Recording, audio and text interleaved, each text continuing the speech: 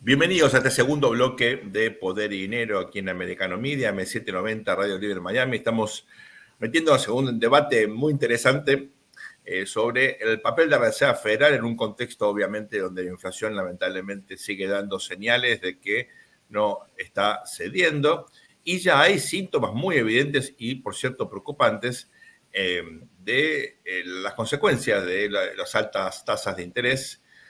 Con lo cual, el horizonte es muy complejo. Depende cuánto dure la inflación, más daño obviamente va a generar en la sociedad, pero el remedio también tiene daños colaterales, como suele ocurrir tantas veces cuando uno toma una medicina, ¿verdad? La tasa de interés, que es el principal, no el único, pero el principal remedio para luchar contra la inflación, evidentemente está ya generando costos significativos. Con Santiago planteamos un debate muy sencillo.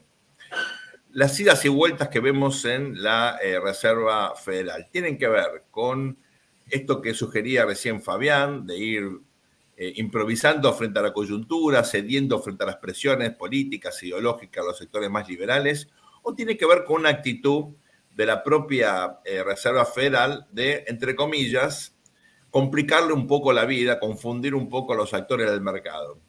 Bueno, hay una teoría que dice precisamente que el rol de la autoridad monetaria tiene que ser generar incertidumbre del otro lado, porque hay maniobras especulativas, hay obviamente mecanismos muy sofisticados de inversión que se nutren de la certidumbre. eh, si es que hay, digamos, eso por parte de la autoridad monetaria, y apuestan, y de ese modo ganan mucho dinero, ¿no? Entonces, a ver si la tasa va a subir 25, 50 o 75 puntos básicos, le permite a actores económicos, financieros, fondos especulativos, hedge funds, etcétera, hacer fortunas. De frente a eso, no es tan malo, digo yo, siguiendo esta teoría, generar un poquito de incertidumbre, que teman, que duden, que no estén seguros de lo que va a pasar. La especulación, yo quiero aclarar, yo estoy a favor de la especulación financiera, no soy un hawk anti-Wall Street, todo lo contrario, me parece que la especulación mantiene a la política a raya. Los políticos le tienen miedo a la especulación financiera, cuando hay desvíos fiscales, monetarios, ahí vienen los mercados y corrigen, pero muchas veces la sobreespeculación, como vimos en la crisis de 2008-2009, si está mal regulado, eso puede generar un desastre. Por eso siempre hay una línea un poco difícil de trazar, hay una zona gris ahí, ¿no? Yo prefiero más especulación que menos. En este caso me parece que hay que por lo menos considerar la hipótesis de, de que la Pero Reserva Federal está jugando Sergio, escúchame, estratégicamente. estás dando una vuelta enorme, yo creo, la verdad que es notable esto. Está dando una vuelta, mirá, Fabián, digamos, le cuento a la audiencia que nos escucha por radio, de Radio Libre AM790, todas las emisoras asociadas, que Fabián no puede contener la risa. Pero Pero no, tiene que admitir que mi formación académica sirve para generar estos argumentos que en la academia no se escucha, ¿verdad? miren, Muy a menudo. no, digo, en este momento que viene a la cabeza uno de los tantos episodios absolutamente apasionantes, brillantes de Ronald Reagan, ¿no? Que anda dando vueltas por la web, donde Ronald Reagan dice que una señora va y pide entrevista para el secretario general del Partido Comunista de la Unión Soviética, Gorbachev. Entonces, bueno, le dicen, bueno, también háganla pasar a esa señora. ¿Y qué necesita? Señor, dígame, a este sistema socialista, este sistema, ¿lo hicieron los políticos o científicos? Políticos, dice, dijo Gorbachev. Ah, me queda claro porque los científicos primero experimentan con ratas. Entonces digo, eso, Ronald Reagan tiene, la verdad que es una biblioteca que uno puede hacer, ¿no? Pero digo, lo que vos estás diciendo, o sea, arrancaste el primer bloque diciendo cómo está taladrando los bolsillos de los residentes esta política. Creo que hablaste del tema de los leases de los carros y bueno, y sabemos el precio de los huevos, o sea, tenemos 2 millones de evidencias concretas de lo que ocurre. Y vos me venías a decir que no, que el organismo monetario está tratando de generar incertidumbre para confundir, porque para que no haya especulación financiera, pero que se dejen de joder, perdónenme, pido perdón, digamos, al medio por la expresión, pero yo creo que no, que esto, a mí me parece que hay otra cosa que está ocurriendo, porque la inflación está bajando en términos numéricos, no es lo mismo la proyección de julio del año pasado de 9.1, si no me falla la memoria fue 9.1 en julio, que la proyección, que el 6.5 anualizado que tuvimos en la última medición. Pero amigos, con semejante suba de tasas, la más empinada de los últimos 20, 30 años en los Estados Unidos, la inflación core se mantiene en el 2,5 veces la meta de inflación esperada para los Estados Unidos.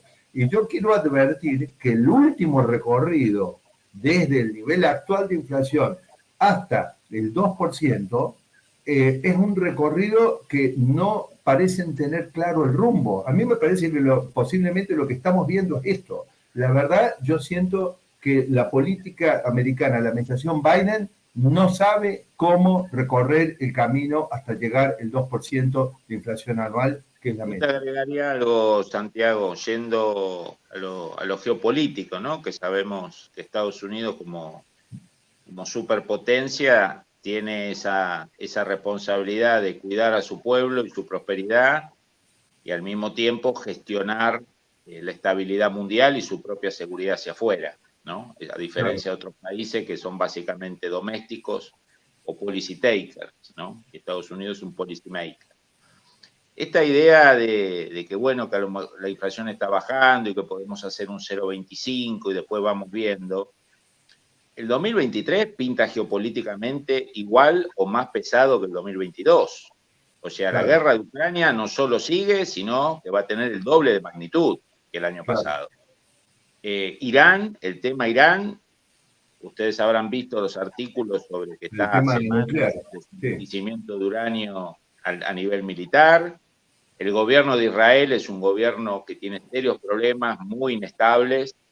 Netanyahu no le gusta apretar el botón de lanzamiento de bombas, pero a lo mejor una escalada de algún tipo militar le puede salvar el gobierno. Digo, todo como hipótesis. En la geopolítica siempre hay que pensar el peor de los escenarios posibles. Después, si no se da, festejamos a fin de año con champán y pan dulce. Pero, digo, el tema Irán está muy complicado. El tema Rusia está muy complicado. Y todas estas cosas impactan, por ejemplo, en el precio de la energía, ¿no? En el precio del combustible, en el precio, digamos. No sé si la Reserva Federal, a lo mejor no lo tiene que considerar, y mi comentario es, digamos, totalmente inadecuado, pero hay variables duras que pueden potenciar un aumento de inflación que están frente a nosotros, digamos. No hay motivo para que se derrumbe el precio de la energía durante el 2023. Agregarle a eso, Fabián, el tema de la crisis en la globalización, ¿no? Es decir, el hecho de que estemos, si bien la inflación es aumento generalizado y sostenido de los precios, y un reacomodamiento podría generar un mayor nivel de precio, pero no que se sigan aumentando a futuro. En la transición, vos podés convivir con un escenario de inflación estructural internacional un poco más alto que lo habitual. Repito de nuevo, cuando uno analiza estas cosas, tiene que recordar que nos estamos refiriendo al país que tiene el liderazgo a nivel mundial y que estas historias que nosotros estamos contando no solamente las puede observar, sino que además las puede protagonizar y eventualmente alterarlas, ¿no es cierto?, con liderazgo internacional como el que le corresponde a los Estados Unidos. Y sumale de frutilla que el panorama de tema China-Estados Unidos va peor que el año pasado aún. O sea, el año pasado China ni se le ocurría mandar armamento a Rusia. Claro, la semana pasada el jefe de la CIA dijo, tenemos evidencia de que China se está preparando para mandar armamento a Rusia.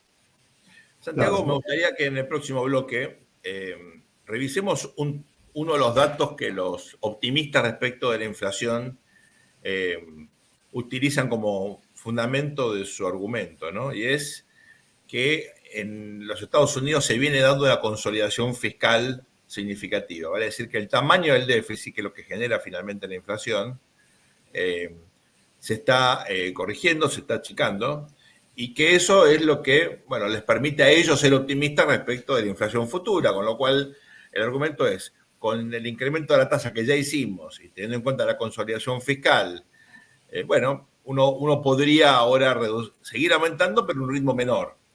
Es cierto que está bajando el déficit, eso es un argumento sólido.